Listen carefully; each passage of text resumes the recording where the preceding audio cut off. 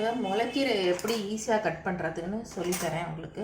முளைக்கீரை அந்த மாதிரி வாங்கி வச்சுக்கோங்க. முளைக்கீரையை மட்டும்தான், இது மணத்தக்காளி கீரை வேறு எந்த கீரைக்கும் செட் ஆகாது.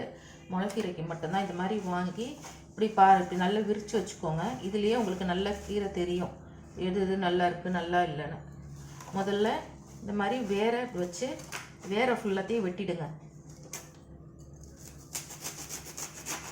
இந்த வேற அடியில் இருக்கிற வேட்டம் மெயினாக அங்கே பெருசாக இருக்கிறதெல்லாம் யூஸ் பண்ணிக்கலாம். இந்த கடைசியில் இருக்கிற வேரை மட்டும் கட் பண்ணுங்கள். முளைக்கீரையில் இந்த தண்டெல்லாம் யூஸ் பண்ணலாம், அதனால் வேரை மட்டும் கட் பண்ணி வச்சுக்கோங்க. வச்சுட்டு இந்த மாதிரி பிரித்து விடுங்க. வேரை கட் பண்ணிட்டோமா, தண்டெல்லாம் முளைக்கீரையில் யூஸ் பண்ணலாம்.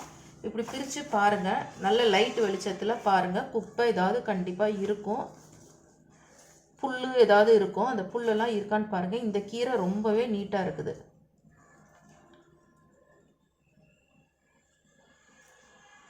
பாருங்கள், இந்த மாதிரி கொஞ்சம் கனிஞ்ச மாதிரி இருக்குது இலை, இதெல்லாம் தூக்கி போட்டுருங்க, வேண்டாம்.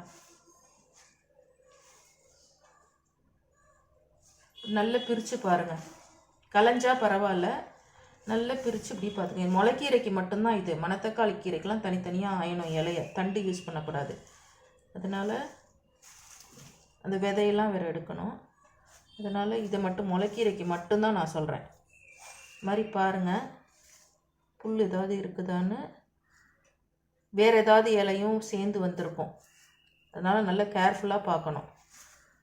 பார்த்துட்டு சரி க்ளீனாக தான் இருக்குது. இப்போ பார்த்துட்டோம், ஒன்றுமே இல்லை.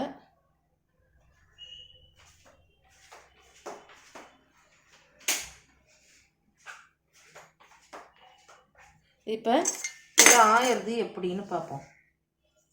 இதை எடுத்து வெளியில் வச்சுக்கோங்க. தரை நீட்டாக இருக்கணும். எப்போவுமே நம்ம கிச்சன் மேடையை வந்து நல்லா க்ளீனாக வச்சுக்கணும். ஏன்னா அப்போ தான் தரையில் பட்டால் கூட எடுக்க முடியும். ஹைஜீனிக் ரொம்ப முக்கியம். அதனால் தரையை எப்போவுமே தொடச்சி வச்சுக்கோங்க. இப்போ ஆயிடுறது கட் பண்ணுறது. எப்போவுமே கீரையை அலசிட்டு கட் பண்ணுறீங்கல்ல, பண்ணிவிட்டு சில சமயம் மண் இருக்கும், அதனால கட் பண்ணினதுக்கு அப்புறமும் ஒரு தடவை சத்து போகும்னு சொல்லுவாங்க. பட் வந்து நான் கட் பண்ணினதுக்கு அப்புறமும் ஒரு தடவை அலசுவேன். ஏன்னா மண் இருக்கும், எனக்கு கீரையை மட்டும் கொஞ்சம் பயம் ஜாஸ்தி, அதனால நிறையா தடவை அலசி எடுப்பேன். வெறும்னா அலம்பக்கூடாது. நம்ம இட்லி மாவுக்கெல்லாம் உளுந்து அதெல்லாம் அரிசிலாம் அலசுவோம்ல, அந்த மாதிரி அலசணும். அப்போ தான் அடியில் மண் நிற்கும். இப்போ பாருங்கள், ஒரு செல்படியாக கட் பண்ண வேண்டியதுதான். இது முளைக்கீரைக்கு மட்டும்தான்.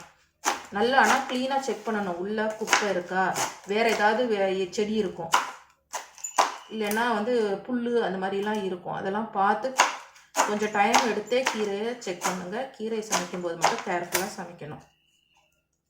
ஒரு தடவைக்கு 2 தடவை வந்து செக் பண்ணணும், அலசணும்.